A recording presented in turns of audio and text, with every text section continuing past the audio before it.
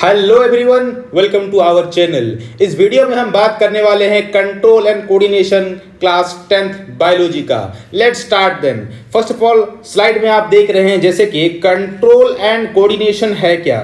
देखिए हमारी बॉडी में बहुत सारे ऑर्गन्स हैं, अलग अलग ऑर्गन जो हैं मिलकर जब फंक्शन करते हैं तो उसको हम बोलते हैं क्या, कंट्रोल एंड कोऑर्डिनेशन। यानी कि अगर मैं भाग रहा हूं और मेरा एक पैर भागने के लिए मना कर दे तो सोचिए मेरा क्या हाल होगा। तो इसी तरह मेरे दोनों हाथ और दोनों पैर एक साथ कंबाइन होकर रन करते हैं, तभी मेरी बॉडी जो है जाके प्रॉपरली मैं भाग पाता हूं या फिर दौड़ पाता हूं। इसी तरह हमारे बॉडी के अंदर जो सारे ऑर्गन्स हैं, जब सब लोग मिलकर एक साथ काम करते हैं तो उसको हम बोलते हैं इंटरनल कंट्रोल एंड कोऑर्डिनेशन। तो जैसा कि आगे बात करेंगे, देखिए कि जो एनिमल का जो नर्वस सिस्टम है, एनिमल का जो नर्वस सिस्टम है वो काम कैसे करता है। देखिए नर्वस सिस्टम कंट्रोल्स करता है एंड कोऑर्डिनेट करता है हमारे सारे एक्टिविटीज को। जितने भी एक्टिविटीज हम कर रहे हैं, चाहे वो खाना खा रहे हो, चाहे वो पानी पी रहे हो, चाहे हम सो रहे हो, भाग रहे हो, दौड़ रहे हो, कोई काम कर रहे हो, तो उस जगह पर हमारा जो नर्वस सिस्टम है वो ही आपका कंट्रोल करता है, कोऑर्डिनेट करता है टोटल बॉडी को और प्रोड्यूस करता है with the help of A electrical impulse. उसमें ज़रूरत पड़ती है उसको इलेक्ट्रिकल इम्पल्सेस की, यानी कि भागने के लिए, दौड़ने के लिए इलेक्ट्रिकल इम्पल्सेस की रिक्वायरमेंट है। And produce a response to the external and internal stimuli. यानी कि मेरे बॉडी के अंदर की कोई रिक्वायरमेंट है, जैसे कि मुझे क्या करना है कि पानी पीना है, मुझे प्यास लगी है, तो मैं क्या करूँगा, अपने हाथ को आगे बढ़ाऊँगा और पानी का ग्लास उठाकर पी जाऊँगा। तो ये क्या हुआ, ये एक इंटरनल स्टिमुली हुई। इंटरनल, मुझे भूख लगी है, मैंने खाना उठाया और माउथ में डाला, उसको चबा के मैं खा गया। तो ये सब क्या होती हैं, इंटरनल स्टिमुलिस होती हैं। लेकिन अगर एक्सटर्नल की बात कर लें तो एक्सटर्नल क्या है, जैसे कि आप खड़े हुए हैं और आपको एक कुत्ता देख के भौंकना चालू कर देगा, तो आप क्या करेंगे, आप अपना हाथ पैर जोर से इस्तेमाल करके भागना चालू कर देंगे। इसी को हम बोलते हैं क्या, एक्सटर्नल स्टिमुली या फिर एक्सटर्नल स्टिमुलस। और ये सारे के सारे जो सिस्टम काम करते हैं हमारी बॉडी में, सारे के सारे कंबाइन होके काम करते हैं, तभी जाके हम कोई भी फंक्शन को जो है अंजाम दे पाते हैं, भाग पाते हैं, चल पाते हैं, खाना खा पाते हैं। और इसमें ज़रूरत होती है इलेक्ट्रिकल इम्पल्सेस की। इसका रिक्वायरमेंट क्या है, देखिए जब भी हमें कोई काम करना है तो वो मैसेज जो है ट्रांसफ़र होता है हमारे स्पाइनल कॉर्ड तक या फिर ब्रेन तक थ्रू द इलेक्ट्रिकल इम्पल्सेस। और वही इलेक्ट्रिकल इम्पल्सेस जो हैं फिर रिले होते हैं ताकि हम उस एक्शन को कर पाएँ। जैसे कि पानी का ग्लास उठाने के लिए मेरे अंदर मन में ख्याल आया कि मेरे को प्यास लग गई है, बॉडी का रिक्वायरमेंट है, तब मैं क्या करूँगा, इस हाथ के ज़रिए से उठाऊंगा ग्लास को और फिर पानी पी लूँगा। ये रेस्पॉन्ड कर लिया मैंने, स्टिमुलस मेरे अंदर आया, पानी पीना है और ग्लास को मैंने उठाया। इलेक्ट्रिकल इम्पल्सेस के ज़रिए ये सारे इंफॉर्मेशन जो है ट्रांसफ़र हुए मेरे बॉडी में, तब जाके मैंने ये एक्शन को या फिर इस रेस्पॉन्ड को मैंने परफॉर्म किया है। तो यही आपकी एनिमल नर्वस सिस्टम में कहा जा रहा है कि जितने भी एडवांस एनिमल्स हैं जिनके पास भी न्यूरॉन्स या फिर नर्व सेल प्रेजेंट हैं, वो सब के सब जो हैं इसी कंट्रोल एंड कोऑर्डिनेशन प्रोसेस से ही अपने बॉडी को सिस्टमैटिक मैनर में रन कर पाते हैं। आगे बात करते हैं कि स्टिमुलस होती क्या है। स्टिमुलस होती क्या है, इसका डेफिनेशन पूछा जाए तो सर क्या लिखेंगे। देखिए स्टिमुलस जो है इज एन एजेंट हो सकता है, कोई फैक्टर हो सकती है, या फिर आपका केमिकल चेंज इन एक्सटर्नल और इंटरनल एनवायरनमेंट हो सकता है which bring about A reaction in the organism. यानी कि आपके पीछे मान के चलिए कि आग लग गई है, ठीक है, आग लग गई है तो आपके स्किन में आपको फील होगा, हीट महसूस होगा, तो आप क्या करेंगे, बहुत जल्दी भागना चालू कर देंगे।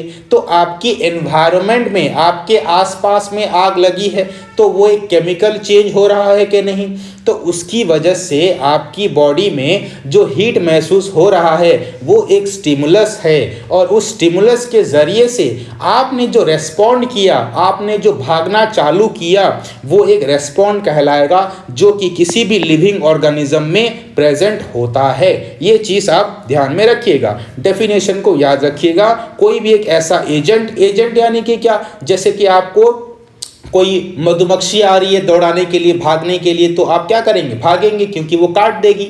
और या फिर कोई फैक्टर हो अपने एनवायरनमेंट में जिसकी वजह से आपके बॉडी में चेंजेस आ रही हैं, आपको कोई रेस्पॉन्ड करना पड़ रहा है, तो उसको हम बोलते हैं क्या, स्टिमुलस। चलिए आगे बात करते हैं, आगे बढ़ते हैं कि रेस्पॉन्स होता क्या है। What is response? देखिए, रेस्पॉन्स यानी कि कोई भी रिएक्शन, आपके अंदर कोई स्टिमुलस आई, उसके अकॉर्डिंग आपने रेस्पॉन्ड करा। ऐसा नहीं कि आपके पीछे आग लगी है, आप पानी 2 गिलास पी देंगे तो हो जाएगा, आपको भागना पड़ेगा और पर्टिकुलर रेस्पॉन्ड करना पड़ेगा according to the change in the environment. जितना भी चेंजेस होगा एनवायरनमेंट में, उसके अकॉर्डिंग ही आपको क्या करना पड़ता है, रेस्पॉन्स करना पड़ता है। So response is the reaction of an organism to the stimulus. जिस टाइप का स्टिमुलस होगा उसी टाइप का आपका रिएक्शन होगा। आगे बात करते हैं कि व्हाट आर रिसेप्टर्स। रिसेप्टर्स यहाँ पे बात आती है कि सर रिसेप्टर्स क्या होते हैं। देखिए, रिसेप्टर्स आपके ये हो सकते हैं, सेल्स हो सकते हैं, टिश्यू हो सकते हैं, ऑर्गन हो सकती है, जिनके पास एक पर्टिकुलर टाइप्स के रिसेप्टर्स प्रेजेंट हैं। जैसे मेरी आँखों की बात कर लूँ तो मेरी आँखें जो हैं वो लाइट को कैच करती हैं, समझ रहे हैं, लाइट को कैच कर रही हैं, तो उनके पास फोटो रिसेप्टर्स प्रेजेंट होते हैं, यानी कि लाइट को कैच करने वाले रिसेप्टर्स प्रेजेंट होते हैं। तो रिसेप्टर्स यानी कि कोई भी ऐसा सेल या फिर टिश्यू या फिर organ which are capable of receiving a particular stimuli and indicate a respond. यानी कि कोई भी एक ऐसा आपका सेंस ऑर्गन, हमारी बॉडी में हमारे पास 5 सेंस ऑर्गन हैं।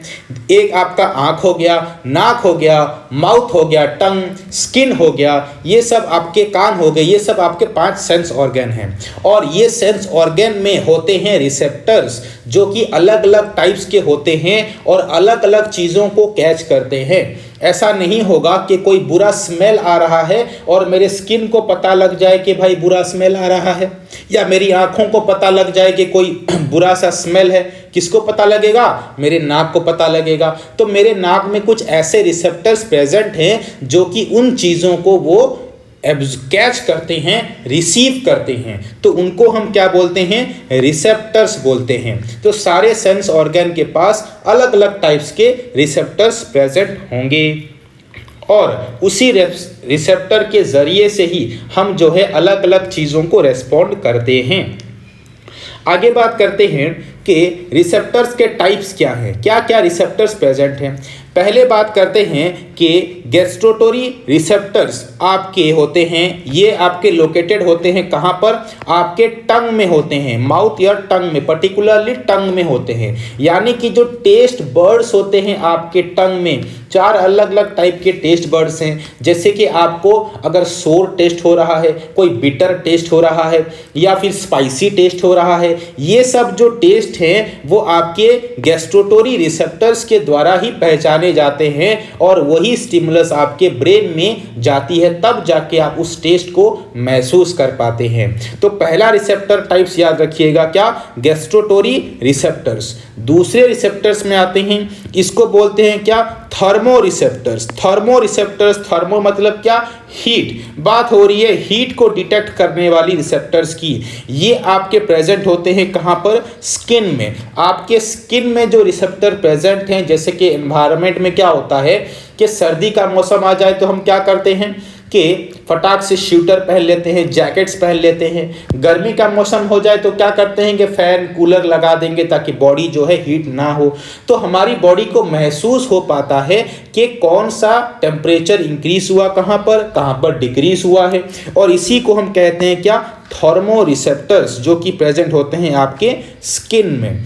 बात करें अगर ऑल फैक्टोरी रिसेप्टर्स की, तो ऑल फैक्टोरी रिसेप्टर्स आपको पता है कि आपके जो नाक हैं, नोज हैं, उनके पास होते हैं ऑल फैक्टोरी रिसेप्टर्स, जो कि डायरेक्ट कनेक्ट होते हैं, मैसेज भेजते हैं ब्रेन के पास। जब भी आपको कोई बुरा स्मेल महसूस होता है तो नाक में आपके पास जो रिसेप्टर प्रेजेंट हैं वो उस स्मेल को डिटेक्ट कर लेते हैं और भेज देते हैं ब्रेन के पास। तब जाके हमें वो स्मेल जो है पता लग पाता है कि अच्छा स्मेल है या फिर बुरा स्मेल है। बात करें कि फोटो रिसेप्टर्स की, फोटो मतलब होता है क्या, लाइट।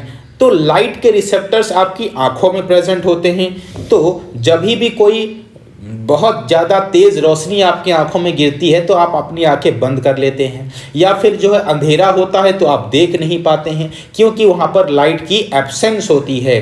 तो लाइट के रिसेप्टर्स प्रेजेंट होते हैं आपकी आंखों में, तो इनको हम बोलते हैं क्या, फोटो रिसेप्टर्स प्रेजेंट हैं आपके आईज में।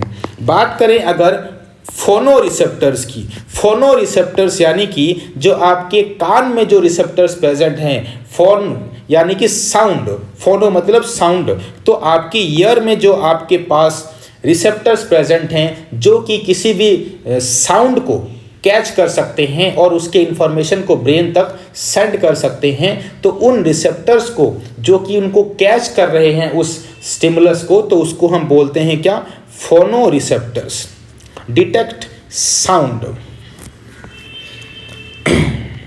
आगे बात करते हैं कि what is a neuron, neuron होता क्या है, किसको हम न्यूरॉन बोलते हैं। देखिए न्यूरॉन एक नर्व सेल को ही हम न्यूरॉन बोलते हैं, nerve cell is called the neuron. तो न्यूरॉन का अगर हम डायग्राम देखें तो हमें यहाँ पे थोड़ा सा डायग्राम बनाना पड़ेगा न्यूरॉन का, और समझना पड़ेगा कि न्यूरॉन का जो फंक्शन है वो किस तरह से होता है। तो देखिए मैंने यहाँ पे डायग्राम एक तो बना दिया, जनरल डायग्राम। यहाँ से जो ये आपके वायर लाइक स्ट्रक्चर निकले हुए हैं इनको हम बोलते हैं क्या, इनको हम बोलते हैं डेंड्राइट, इनको हम बोलते हैं डेंड्राइट। और इस डेंड्राइट के नीचे की और ये वाला जो पार्ट आपको दिख रहा है टोटल बॉडी वाला पार्ट है, इसको हम बोलते हैं क्या, बॉडी, इसको हम बोलते हैं बॉडी, या फिर इसको हम सोमा का नाम से भी बोलते हैं, SOMA, सोमा ही बोलते हैं। इसके अंदर यहाँ पे बीच में प्रेजेंट होता है क्या, न्यूक्लियस। और ये वाला जो पार्ट है, ये जो टोटल आप लंबा सा लाइन देख रहे हैं, इसको हम बोलते हैं क्या, एक्सॉन, एक्सॉन। और ये वाली पार्ट जो है इसको हम बोलते हैं, ये वाला पार्ट नर्व एंडिंग, इसको हम बोल रहे हैं क्या, नर्व एंडिंग। तो आपको इतनी सी बात याद रखनी है कि यहाँ पे डेंड्राइट प्रेजेंट है, यहाँ पर आपका बॉडी है, और ये वाला पार्ट एक्सॉन और एंड वाला पार्ट नर्व एंडिंग कहलाता है। अगर ये सब चीज़ आप याद रखेंगे तो बाकी सारी चीज़ें ऑटोमेटिकली हो जाएंगी। देखिए कभी भी जब कोई भी इलेक्ट्रिकल इम्पल्स अगर आता है तो पहले वो जाके पहुंचेगा इनके पास, डेंड्राइट के पास जाके पहुंचेगा। इन डेंड्राइट्स के पास होते हैं रिसेप्टर्स। सर कौन से रिसेप्टर्स होते हैं, देखिए हमारे जो स्किन में जो नर्व सेल होंगे उनके पास क्या होगा, हीट को डिटेक्ट करने वाला रिसेप्टर्स होगा। आँखों में जो नर्व प्रेजेंट हैं उनमें प्रेजेंट होगा फोटो रिसेप्टर्स। तो इस तरह के सारे अलग अलग डिफरेंट आपके जो सेंस ऑर्गन हैं, सभी सेंस ऑर्गन में अलग अलग रिसेप्टर्स प्रेजेंट होते हैं। तो जब भी कोई स्टिमुलस आएगी हमारी बॉडी में, चाहे हीट आ जाए, चाहे कोई कुत्ता भागने दौड़ाने आ जाए, तो होगा क्या कि इस मैसेज को पहुंचा दिया जाएगा डेंड्राइट के पास, और ये डेंड्राइट क्या करेगी, उस इम्पल्स को इलेक्ट्रिकल इम्पल्सेस में कन्वर्ट कर देगी। पहली चीज़, ये जो मैसेज आ रही है वो एक केमिकल मैसेज से आ रही है, ये यहाँ पे जो मैसेज आ रही है केमिकल मैसेज है, और जब ये बॉडी में आएगी ये कन्वर्ट हो जाएगी इलेक्ट्रिकल इम्पल्सेस में, और ये ट्रांसफ़र होगी एंड ऑफ द नर्व में। यहाँ पे इलेक्ट्रिकल जो है इम्पल्स ट्रांसफ़र हो रही है नर्व एंडिंग में, और इस नर्व एंडिंग में यहाँ पर प्रेजेंट होते हैं कुछ न्यूरोट्रांसमीटर। जब भी इलेक्ट्रिकल इम्पल्सेस यहाँ पर पहुँचेगी तो इसके न्यूरोट्रांसमीटर क्या करेंगे, बाहर निकल जाएंगे, और ये एक केमिकल रिएक्शन होगी। यानी कि केमिकल रिएक्शन से आपके डेंड्राइट के पास इंफॉर्मेशन आई, यहाँ से वो इलेक्ट्रिकल में कन्वर्ट होकर नर्व के पास गई, और यहाँ से फिर से वो केमिकल में बदल जाएगी। और एक न्यूरॉन, फिर दूसरा अगर हम यहाँ पे और एक न्यूरॉन प्रेजेंट होगा उसके साइड में, तो इस न्यूरॉन के पास भी कुछ होंगे डेंड्राइट्स। तो इस न्यूरॉन से जो न्यूरोट्रांसमीटर निकली है वो इसके डेंड्राइट में जाके फंस जाएगी, यानी कि इस डेंड्राइट के पास भी अपने रिसेप्टर्स प्रेजेंट होंगे। तो इसके पास जब ये आ जाएगा तो तो वही फिर से प्रोसेस चलेगा, फिर वो इलेक्ट्रिक केमिकल से फिर इलेक्ट्रिकल बन जाएगा, फिर यहाँ से जाते हुए नर्व एंडिंग में जाएगा, फिर यहाँ से फिर से एक केमिकल निकलेगी, फिर दूसरे डेंड्राइट के पास पहुँचेगी। तो एक न्यूरॉन से दूसरे न्यूरॉन से तीसरे न्यूरॉन, ऐसा करके ये प्रोसेस जो है वो चलता जाता है। और इलेक्ट्रिकल केमिकल से इलेक्ट्रिकल, फिर केमिकल, फिर इलेक्ट्रिकल, ये प्रोसेस जो है जाती रहती है। और जब तक ये मेन सेंटर पॉइंट तक इंफॉर्मेशन ना पहुंच जाए, यानी कि ब्रेन या फिर स्पाइनल कॉर्ड के ऊपर। और याद रखिएगा, इसी वजह से हम इसको क्या कहते हैं, इलेक्ट्रो केमिकल प्रोसेस, इसको हम कहते हैं इलेक्ट्रोकेमिकल प्रोसेस। और ये जो आपको एक न्यूरॉन से दूसरे न्यूरॉन में जो गैप दिख रही है, इस गैप को हम कहते हैं सिनाप्स। इसको हम बोलते हैं क्या, साइनाप्स बोलते हैं। और ये साइनाप्स जो है गैप होती है एक न्यूरॉन के नर्व एंडिंग और दूसरे न्यूरॉन के जो डेंड्राइट है, ये जो आपका एक डेंड्राइट हो गया और ये आपका हो गया नर्व एंडिंग। इन दोनों के बीच में जो गैप होती है, उस गैप को हम बोलते हैं क्या, साइनाप्स। ये चीज़ भी आपको याद रखनी है। चलिए डायग्रामेटिकली देख लेते हैं कि न्यूरॉन के क्या क्या पार्ट्स होते हैं। देखिए ये वाला पार्ट मैंने आपको बताया क्या, इसको हम बोलते हैं डेंड्राइट। और यहाँ पर आपको दिख रहा है टर्मिनल, एक्सॉन का टर्मिनल है नर्व एंड, ये टोटल वाला पार्ट आपका नर्व एंड कहलाता है। यहाँ पे जो आपको जो एक्सॉन है उसके ऊपर एक कवरिंग मिलती है, कुछ सेल्स की जो रिलीजिंग होती है, सब्सटेंसेस कुछ होती हैं, इनको हम बोलते हैं क्या, श्वान सेल। और ये इसके ऊपर जो कवरिंग है, उनके ऊपर जो सेल के ऊपर जो कवरिंग होती है एक फ्लूइड की, उसको हम बोलते हैं क्या, माइलिन शीट बोलते हैं, माइलिन शीट। और ये जो गैप्स होती है इसके और इसके बीच में जो गैप है, उस गैप को हम बोलते हैं क्या, नॉड ऑफ रेनवियर बोलते हैं। ये आपको सेल बॉडी को आपने सोमा भी बोल सकते हैं, सेल बॉडी। और ये आपका न्यूक्लियस कहलाएगा, ये वाला पार्ट। तो ये सारी चीज़ें आपको ध्यान में रखनी है कि नॉड ऑफ रेनवियर क्या है, गैप्स है एक्सॉन और एक्सॉन के बीच में। श्वान सेल क्या है, श्वान सेल, इसमें और भी चीज़ें होती हैं। तो जैसे ओलिगोडेंड्रोसाइट्स रिलीज करते हैं आपके माइलिन शीट को, और समटाइम्स श्वान सेल रिलीज करते हैं माइलिन शीट को।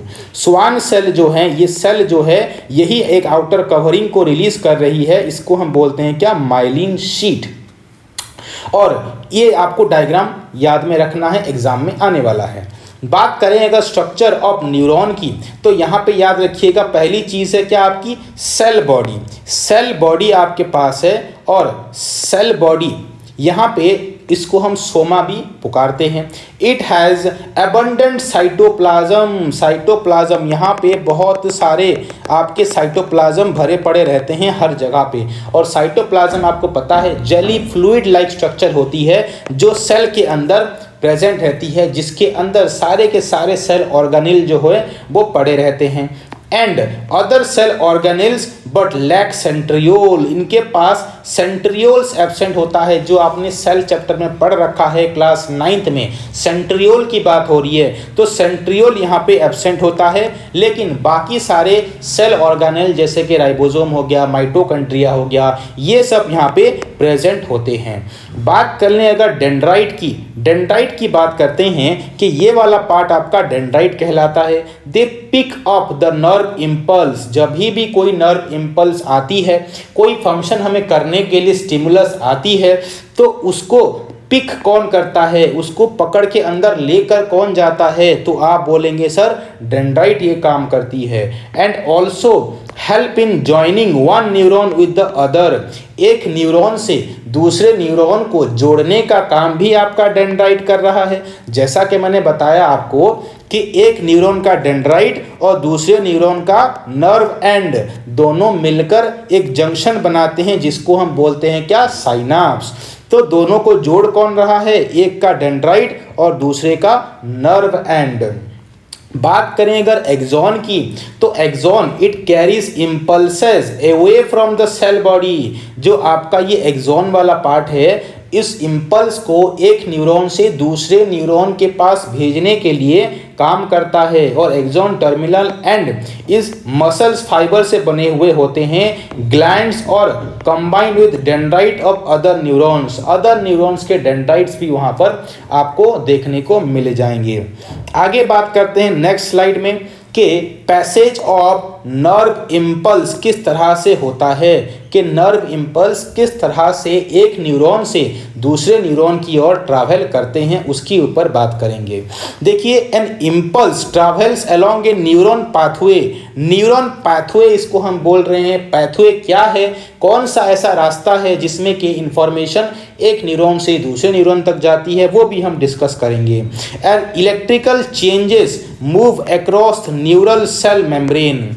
Ions move across the membrane causes impulse to move the nerve cell।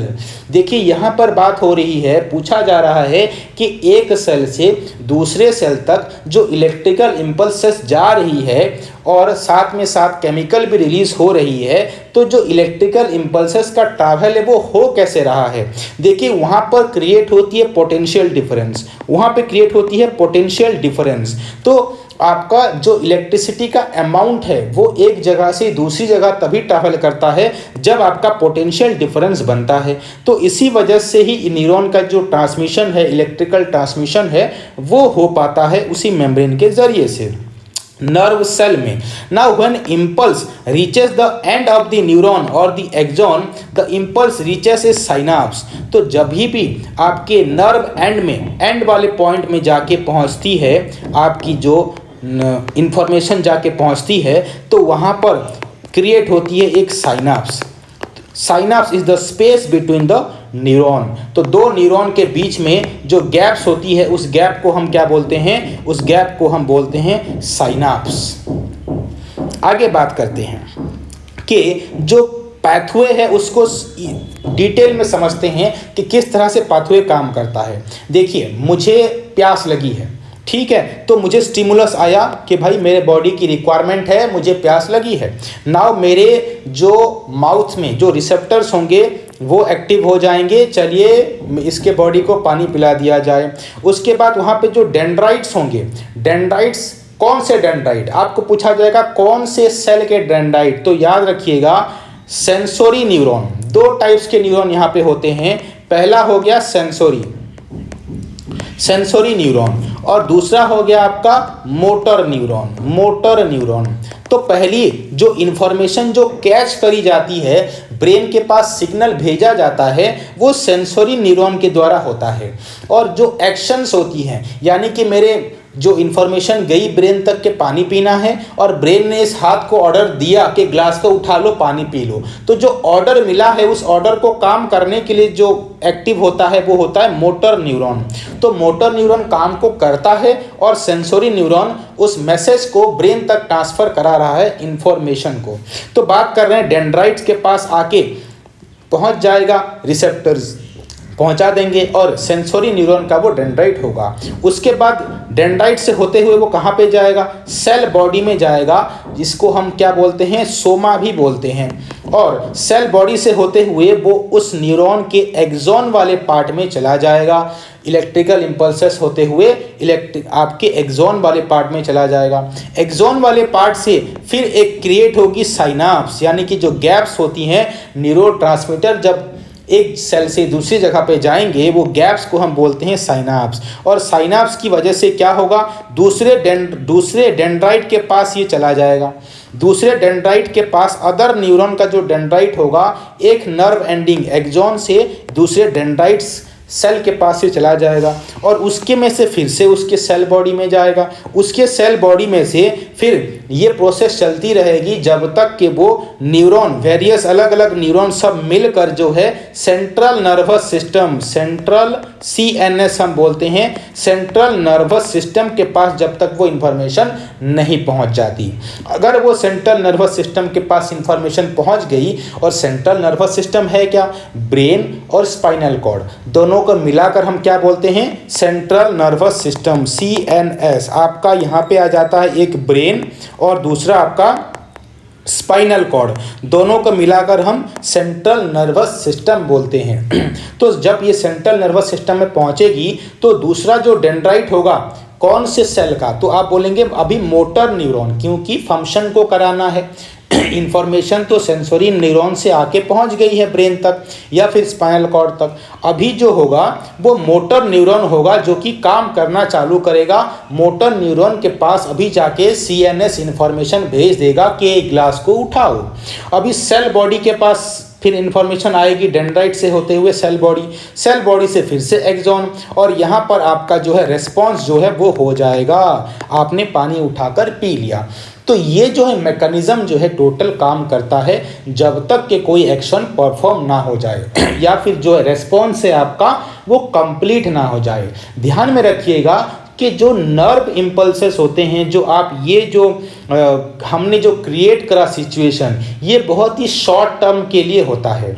जैसे कुत्ता दौड़ा रहे, भाग रहे हैं, कोई हीट गर्मी लग गई, हम भाग के चले गए, तो ये सब चीज़ें जो हैं शॉर्ट टर्म के लिए होती हैं। लेकिन आपके हार्मोन्स जो काम करते हैं वो लॉन्ग टर्म के लिए काम करते हैं। जैसे आपके बॉडी में हाइट की ग्रोथ कराना हो, आपके बॉडी को मोटा कराना हो, तो ये सब एक लॉन्ग प्रोसेस होता है। और जो आपके जो नर्व इम्पल्स जो क्रिएट करते हैं ये शॉर्ट टर्म वाला प्रोसेस होता है। तो सीएनएस को याद रखेंगे, सेंट्रल नर्वस सिस्टम।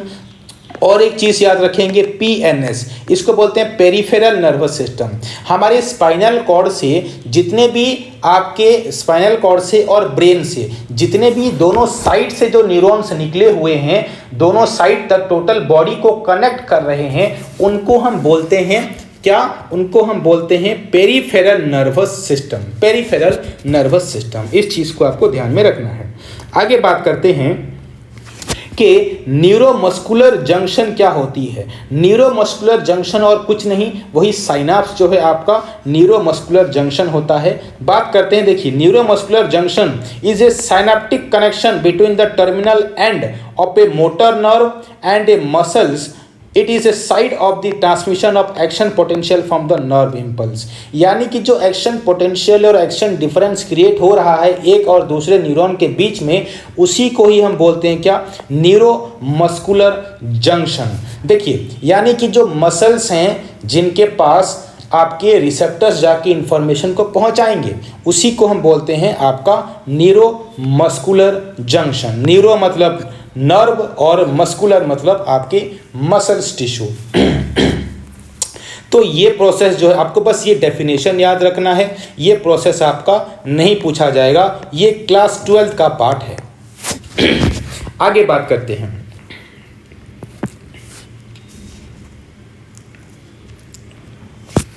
जो आपका स्ट्रक्चर ऑफ ब्रेन अभी आ जाता है आपके न्यूरॉन्स के बाद। आपके न्यूरॉन बंच ऑफ न्यूरॉन से जो आपके ऑर्गन बना है जिसको हम मास्टर ऑर्गन बोलते हैं, उसका नाम है क्या, ब्रेन। ब्रेन आपका 3 अलग अलग पार्ट्स में हमने ब्रेन को डिवाइड कर रखा है।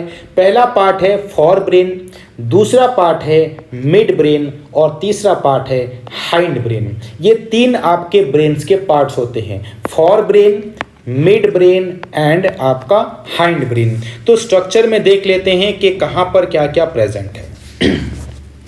ये वाला जो पार्ट आप देख रहे हैं, ये वाला पार्ट, इसको हम कहते हैं क्या, फॉर ब्रेन। और ये वाला पार्ट जो कहलाता है आपका मिड ब्रेन। और यहाँ पे जो नीचे वाला पार्ट है इसको हम बोलते हैं हाइंड ब्रेन। इन 3 चीज़ों को आपको याद में रखना है। देखिए और हमें क्या क्या चीज़ें यहाँ पे जाननी है, तो मैं इस चीज़ को मिटा देता हूँ अभी। देखिए तो आपको पूछा जाएगा कि फॉर ब्रेन का पार्ट्स क्या क्या है। फॉर ब्रेन पहले बात कर लेते हैं फॉर ब्रेन की। फॉर ब्रेन में याद रखना है सेरिब्रम। ये जो आपको पार्ट दिख रहा है, ये सब, ये जो टोटल आपको पार्ट दिख रहा है, इसको हम बोलते हैं क्या, फॉर ब्रेन। फॉर ब्रेन में भी अलग अलग आपके कुछ चीज़ें आती हैं, उसके ऊपर हम आगे बात करेंगे जब इंडिविजुअली फॉर ब्रेन के ऊपर बात करेंगे। ऑल्फैक्टरी लोब्स वगैरह होते हैं, तो यहाँ पर डायग्रामेटिकली वो शो नहीं किया गया है। मिड ब्रेन की बात कर लें तो ये वाला पार्ट मिड ब्रेन होता है, जहाँ पर आपका थैलेमस प्रेजेंट है, हाइपोथैलेमस प्रेजेंट है और पिट्यूटरी ग्लैंड भी प्रेजेंट है आपके किसमें, मिड ब्रेन में। मिड ब्रेन में जो बीच वाला ब्रेन है। और आपका ये कहलाता है third one, that is hind brain. Hind brain में आपको सेरिबेलम देखने को मिल रहा है, पॉन्स मिल रहा है और मेडुला ऑब्लिंगाटा देखने को मिल रहा है। तो यहाँ पे 3 पार्ट्स आपके आ जाते हैं हाइंड ब्रेन में, सेरिबेलम, पॉन्स और मेडुला ऑब्लिंगाटा। देखिए सेरिबेलम को और सेरिब्रम को कंफ्यूज नहीं करना है। सेरिब्रम जो है वो फॉर ब्रेन का पार्ट है सेरिब्रम, और सेरिबेलम जो है वो हाइंड ब्रेन का पार्ट होता है, जो कि यहाँ पर नीचे येलो कलर में आपको दिखाया गया है। आगे अगर बात करें कि आपके ब्रेन्स में जो फॉर ब्रेन वाला पार्ट है, फॉर ब्रेन का काम क्या है, क्या क्या चीज़ें यहाँ पर जो है होती हैं। For brain consist of cerebrum, thalamus और हाइपोथैलामस। यहाँ पे 3 चीज़ें आपके पास हैं, थैलामस, हाइपोथैलामस और आपका सेरिब्रम। ये 3 पार्ट्स आपके फॉर ब्रेन के पार्ट्स होते हैं। It is the thinking part. यहाँ पे जो भी काम आप प्रोसेस कर रहे हैं कि आज पढ़ाई करनी है, आज हमने मैथ्स की पढ़ाई करी, आज हमने साइंस की पढ़ाई करी, जो इन्फॉर्मेशन स्टोर हो रही है ब्रेन में वो आपके सेरिब्रम में हो रही है, फॉर ब्रेन के सेरिब्रम वाले पार्ट में हो रही है। Brain and controls the voluntary actions. ये आपका जो वॉलेंटरी एक्शंस होते हैं, यानी कि ये काम मुझे करना है कि नहीं करना है, ये सब चीज़ें जो हैं आपको ब्रेन ही बताता है। कोई भी एक्शंस को, वॉलेंटरी ऑर्गन्स को जब हम काम कराते हैं, वॉलेंटरी ऑर्गन्स वो होते हैं जिसको कि हम कंट्रोल कर पाते हैं। जैसे कि मैं अपना ये हाथ हिला रहा हूँ तो ये वॉलेंटरी एक्शन होता है, लेकिन मैं अपने हार्ट को ये नहीं बोल सकता कि भाई तुम रुक जाओ, क्योंकि हार्ट रुक गया तो ख़त्म। तो इंटरनल ऑर्गन्स को हम कंट्रोल नहीं कर पाते हैं, और जिन चीज़ों को हम कंट्रोल नहीं कर पाते हैं उनको हम बोलते हैं इनवॉलेंटरी, और जिसको हम कंट्रोल कर पा रहे हैं उनको हम बोलते हैं वॉलेंटरी। तो ब्रेन का जो सेरिबेलम वाला पार्ट है वो थिंकिंग को कंट्रोल कर रहा है, वॉलेंटरी एक्शंस को कर रहा है। The fore brain process sensory information that collected from various sense organs such as ears, eyes, nose, टंग और स्किन। यही फॉर ब्रेन के जरिए से आपके जो सेंस ऑर्गन हैं, 5 सेंस ऑर्गन के द्वारा जो इन्फॉर्मेशन भेजी जाती है, उस इन्फॉर्मेशन को जो है प्रोसेस करने का काम, प्रोसेस करके उसका रिजल्ट देना है कि नहीं देना है, उसके अकॉर्डिंग रेस्पॉन्ड करना है कि नहीं करना है, ये चीज़ जो है आपकी यही फॉर ब्रेन वाली पार्ट जो है वो डिसाइड करती है। It is because the presence of the for brain humans placed a highest level in the animal chain. आपको पता है कि जो हमारे ह्यूमन्स हैं वो सबसे एडवांस एनिमल होते हैं, और उस एडवांस एनिमल होने का रीज़न ये है कि हमारा जो फॉर ब्रेन है वो वेल डेवलप्ड है दूसरे एनिमल्स के मुकाबले। तो इसी वजह से हम लोग एक एडवांस एनिमल कहलाते हैं, एक हाई लेवल के एनिमल्स होते हैं। अर्थ में सबसे ज़्यादा डेवलप्ड एनिमल आपका ह्यूमन बीइंग ही है। आगे बात करेंगे कि आपका जो सेरिब्रम है, सेरिब्रम पर्टिकुलरली सेरिब्रम की बात कर रहे हैं, और ये आपका फॉर ब्रेन का पार्ट होता है। देखिए cerebrum is the highest part of the brain. सबसे बड़ा पार्ट, सबसे बिगेस्ट पार्ट जो है आपका सेरिब्रम ही है। देखिए यहाँ पर आप फिर से मैं डायग्राम दिखा देता हूँ आपको कि ये वाला पार्ट देख रहे हैं आप, ये वाला, इसको हम बोलते हैं क्या, आपका सेरिब्रम, और सबसे बड़ा पार्ट कहलाता है। This parts we associate with the higher brain function such as thinking और एक्शन। सोचना और एक्शन लेना ये सेरिब्रम का काम है। It contains cerebral cortex and other subcortical structure. यहाँ पर सेरिब्रल कॉर्टेक्स भी प्रेजेंट होता है, और it cerebral cortex is highly wrinkled, यानी कि जो ब्रेन का पार्ट जो मुड़ा हुआ प्रेजेंट है, आपको जो यहाँ पे देखने को मिल रहा है, जो मुड़ के यहाँ पर जो प्रेजेंट है, इसको हम बोलते हैं क्या, इसको हम बोल रहे हैं सेरिब्रल कॉर्टेक्स, जो कि हाईली रिंकल्ड है, मुड़ा हुआ पार्ट है, and makes the brain very effective. जितना ज़्यादा ब्रेन मुड़ा हुआ पाया जाएगा उसका इंटेलिजेंस लेवल उतना ही ज़्यादा होगा। यानी कि कोई ऐसा बच्चा जो कि 95% ला रहा है और कोई ऐसा बच्चा जो 60% ला रहा है, उसमें से ब्रेन का कंपैरिजन किया जाए तो 95% वाले बच्चे का ज़्यादा ब्रेन का जो आपका सेरिब्रल कॉर्टेक्स है वो मुड़ा हुआ रहेगा। लेकिन ज़रूरी नहीं कि 65% का कम हो सकता है वो किसी और काम में बहुत अच्छा हो, ड्राइंग में अच्छा हो, क्रिएटिविटी में अच्छा हो, या फिर जो है बोलने में, स्पीकिंग में चीज़ों को एक्सप्लेन करने में बहुत अच्छा हो, तो उसका भी अलग अलग इंटेलिजेंस लेवल जो है वो हो सकता है। उसके अकॉर्डिंग ही उसका जो है सेरिब्रल कॉर्टेक्स जो है मुड़ा हुआ रहेगा। Now the cerebral cortex again divides into 4 division. Cerebral आपका जो कॉर्टेक्स है ब्रेन वाला पार्ट, उसके भी आपको 4 पार्ट्स याद रखने हैं।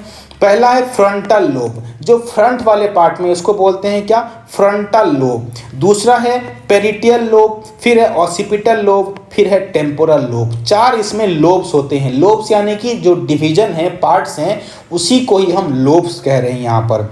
जो आपका फ्रंटल पार्ट है वो कुछ क्रिटिकल चीज़ों को करता है, जैसे कि स्पीच हो गया, जैसे कि रीजनिंग हो गया, प्रॉब्लम सॉल्विंग हो गया, या फिर आपका कोई प्लानिंग हो गया, आपका मूवमेंट हो गया, या फिर जो रोना धोना इमोशंस हो गए, इन सब को कंट्रोल करने का, रेगुलेट करने का काम जो है वो frontal lobe of the fore brain करती है। कौन कौन सी चीज़ों को करती है सर? स्पीच को करती है कंट्रोल, रीजनिंग को, सॉल्विंग को, या फिर प्लानिंग को, मूवमेंट को, या फिर आपके इमोशंस को।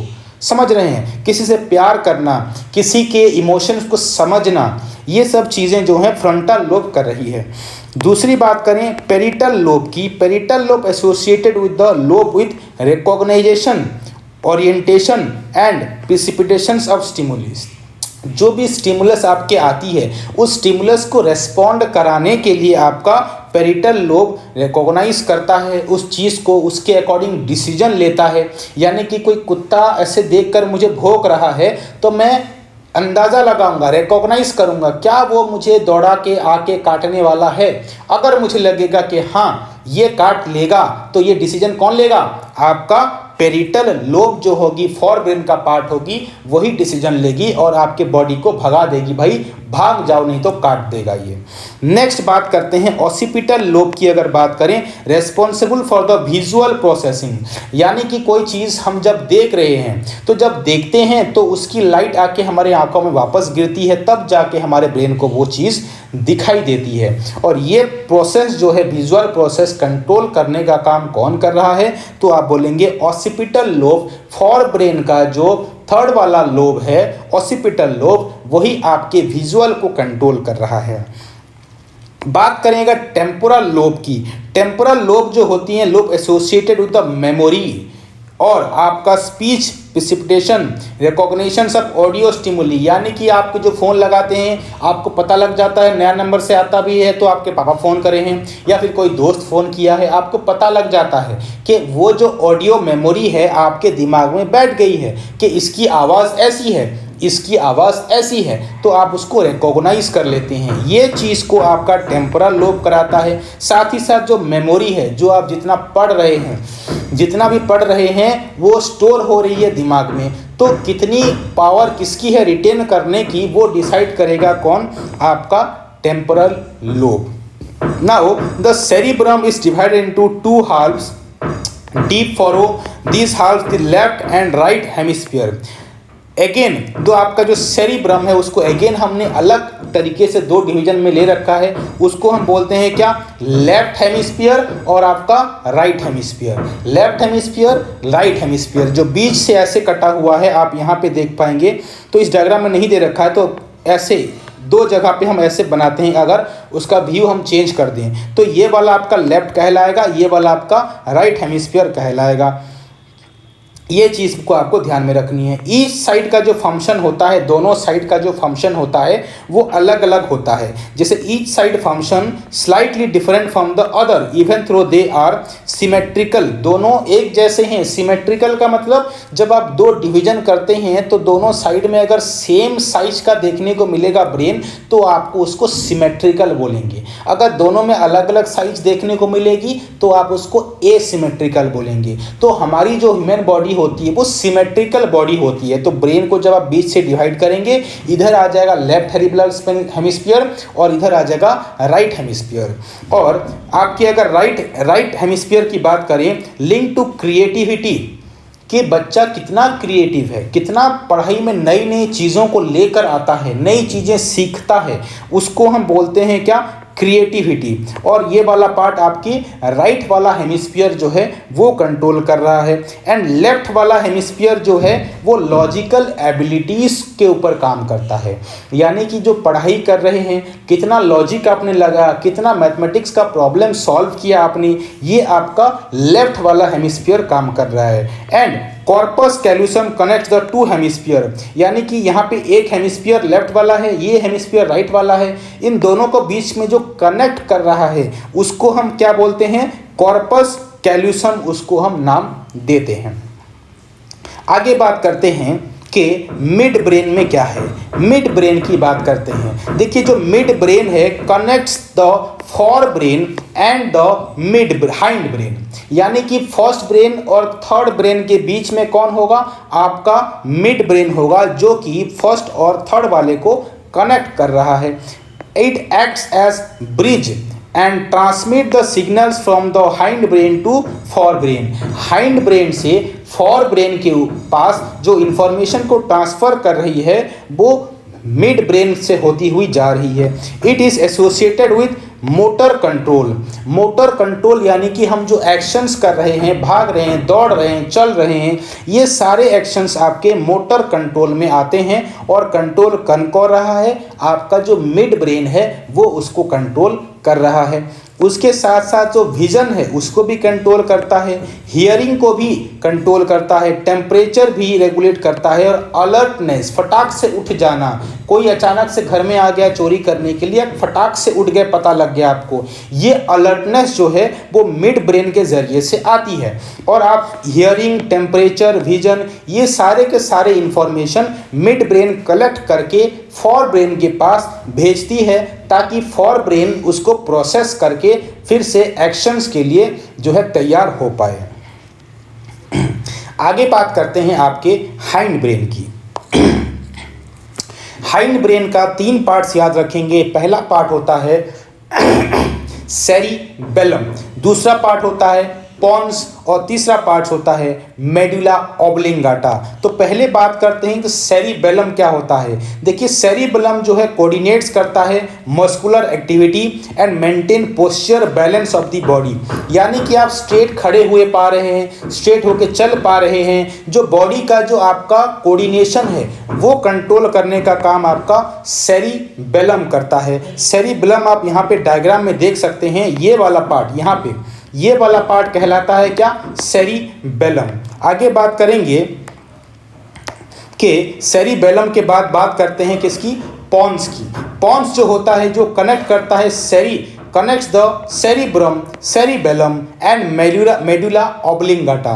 इन तीनों को पॉन्स के द्वारा ही कनेक्ट किया जाता है। पॉन्स आपका इस जगह पे है, ये वाला पार्ट क्या कहलाता है, पॉन्स कहलाता है, ये वाला पार्ट। चलिए आगे बात करेंगे कि it acts relay centre among the different parts of the brain, यानी कि जो इन्फॉर्मेशन को दोबारा से प्रोसेस करने का काम है वो आपका पॉन्स करता है।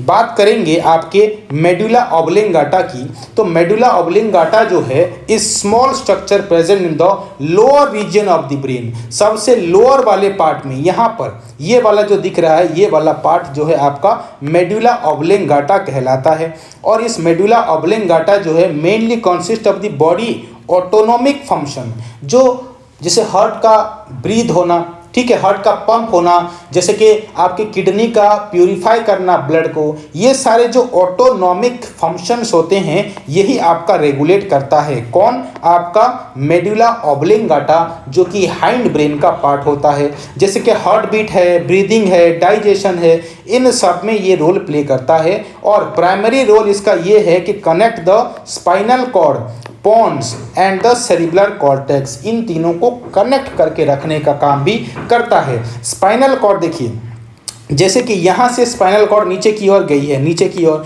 तो यही आपका जो मेडुला ऑब्लिंगाटा, यहाँ से ही आपका स्पाइनल कॉर्ड नीचे की ओर गया हुआ है। तो इसकी वजह से हम कह रहे हैं कि इसको ये कनेक्ट करके रखा हुआ है। नाउ अभी एक इम्पोर्टेंट चीज़ पे आते हैं कि हाउ द ब्रेन प्रोटेक्टेड, कि ब्रेन प्रोटेक्ट किया कैसे जाता है।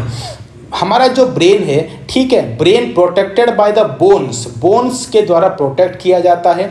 और उसके पास होती हैं skull covering of 3 thin membrane called meninges. देखिए मैं यहाँ पे बता देता हूँ आपको डायग्राम में, थोड़ा सा मैं इसको पहले मिटा देता हूँ ये वाला पार्ट, और मैं यहाँ पे आपको बताता हूँ कि इस जगह पर एक बोन होती है, इस जगह पर एक बोन होती है यहाँ पर, इसको हम बोलते हैं ये वाला क्या पार्ट जो है आपका एक बोन है जिसको हम बोलते हैं आपका क्रेनियम। ये क्रेनियम जो है, क्रेनियम के प्रोटेक्ट करता है आपको, यहाँ पे बोन्स ब्रेन तक ना लग जाएं तो इसकी वजह से प्रोटेक्ट करता है। इसके बीच में एक लेयर होती है, यहाँ पे एक नहीं बल्कि पतली पतली 3 लेयर्स होती हैं, 3 लेयर होती हैं इनकी, और इनके अंदर एक फ्लूइड भरा पड़ा रहता है। ऐसा इसीलिए कि जो ये रेड वाला पार्ट है जो क्रेनियम है वो ब्रेन के साथ अगर डायरेक्टली कांटेक्ट में आ गया तो ब्रेन को जो है जार्क पहुंचेगी, ब्रेन और बोन डायरेक्टली कनेक्ट होंगे तो ब्रेन को डैमेज सहना पड़ेगा, डैमेज हो जाएगा ब्रेन। इसी वजह से ये वाला जो है 3 लेयर्स प्रेजेंट होते हैं, इन 3 लेयर को हम कहते हैं मेनिंजेस बोलते हैं, मेनिंजेस बोलते हैं। और ये 3 लेयर जो हैं इनके अंदर एक फ्लूइड होती है जिसको हम बोलते हैं सेरिब्रो स्पाइनल फ्लूइड, इसको हम बोलते हैं, और इसी वजह से ब्रेन का प्रोटेक्शन हो पाता है। देखिए अगर स्लाइड में आ जाएं तो प्रोटेक्ट होती है एक स्कल के द्वारा, एंड 3 वहाँ पे लेयर होते हैं, इनको हम बोलते हैं क्या, मेनिंजेस। क्या बोलते हैं उनको हम बोल रहे हैं क्या, meninges. The brain is also cushioned by the cerebrospinal fluid. जैसा कि मैंने आपको बताया सेरिब्रोस्पाइनल फ्लूइड प्रेजेंट होता है इन मेनिंजेस के बीच में। आओ दिस वाटरी फ्लूइड, इसमें बहुत ज़्यादा वाटर होता है। बात हो रही है सेरिब्रोस्पाइनल फ्लूइड की। ये सेरिब्रोस्पाइनल फ्लूइड ब्रेन में ही नहीं बल्कि आपके स्पाइनल कॉर्ड में भी प्रेजेंट होता है, जो कि स्पाइनल कॉर्ड से आपके वर्टिब्रल कॉलम को कनेक्ट होने से बचाता है। प्रोड्यूस स्पेशल सेल्स जो हैं इसको प्रोड्यूस करते हैं ब्रेन में, आपके वेंट्रिकल्स होते हैं, और इन वेंट्रिकल्स के द्वारा ही सेरिब्रोस्पाइनल फ्लूइड को प्रोड्यूस किया जाता है, जो कि ब्रेन के मेनिंजेस वाले पार्ट में कवर होती है। मेनिंजेस 3 लेयर्स होती हैं, और सेरिब्रोस्पाइनल फ्लूइड आपके स्पाइनल कॉर्ड में भी देखने को मिल जाता है। आगे बात करते हैं how does the nervous tissue cause action, क्यों और किस तरह से नर्वस टिश्यू एक्शंस को क्रिएट करते हैं। देखिए when a nerve impulse reaches the muscles fibre must move. जब भी कोई इम्पल्स मसल सेल्स के पास पहुंचती है तो आपके मसल सेल्स के पास होते हैं कुछ ऐसे करके बैंड्स। इन बैंड को हम बोलते हैं, एक को बोलते हैं डार्क बैंड, दूसरा होता है लाइट बैंड। तो ये लाइट बैंड और डार्क बैंड जब कॉन्ट्रैक्ट या फिर रिलैक्स होते हैं तो उस टाइम में आपकी मसल्स को मूव होना पड़ता है, या फिर ऐसा बोल सकते हैं कि लाइट बैंड और आपके डार्क बैंड के मूवमेंट की वजह से ही आपकी मसल्स की मूवमेंट होती है। The muscles cells move by the changing their shape and shorten, यानी अपने आप को स्क्वींच कर लेंगे या फिर लंबा कर देंगे, जिसकी वजह से कोई भी रीअरेंजमेंट हो सकती है, अरेंजमेंट होगी, शेप उसका चेंज होगा। जैसे कि ये मेरा हाथ है ऐसे सीधे है, मैं इसको ऐसा कर पा रहा हूँ, तो ये एक चेंज हो रही है मसल्स में। और ये कब होगा, किसी भी रेस्पॉन्ड को करने के लिए ये काम हम करते हैं। और रेस्पॉन्ड कब करते हैं, जब भी कोई एक्सटर्नल स्टिमुलस या फिर इंटरनल स्टिमुलस आता है तब। और ये नर्व के द्वारा करी जाती है, नर्व सेल के द्वारा ये रेस्पॉन्ड होती है, जिसमें कि इलेक्ट्रिकल इम्पल्सेस का एक इम्पोर्टेंट रोल होता है।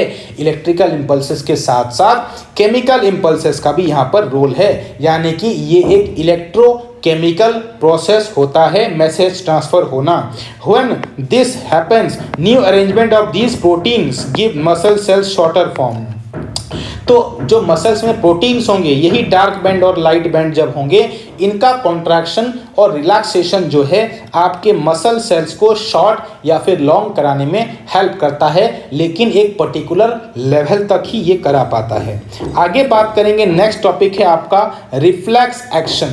रिफ्लेक्स एक्शन क्या होता है कि reflex action is a sudden action and involuntary response to the stimulus. ये याद रखिएंगे कि एक इनवॉलेंटरी होता है, हम इस चीज़ को कंट्रोल नहीं कर पाते, फटाक से ये रेस्पॉन्ड हो जाता है। मच्छर यहाँ पे अगर मेरे गाल में कान में बैठा हुआ है तो फटाक से ऐसे बिना देखे कर देता हूँ, तो ये एक सडन एक्शन हो जाती है जो कि आपके स्पाइनल कॉर्ड के द्वारा ये फंक्शन को कराया जाता है।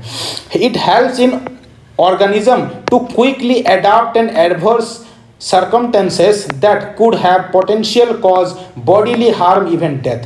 तो जब भी हमारी बॉडी को कोई हार्म पहुंचने वाला होता है, उस मोमेंट में आपकी रिफ्लेक्स एक्शन या फिर इसको रिफ्लेक्स आर्क भी हम कहते हैं, ये काम करता है। जैसे कि आपके पैर में अगर कांटा चुभने वाला आपने देख लिया, फटाक से आप बिना कोई सोच समझे आप जंप कर देते हैं, नहीं तो कांटा पैर में चला जाएगा।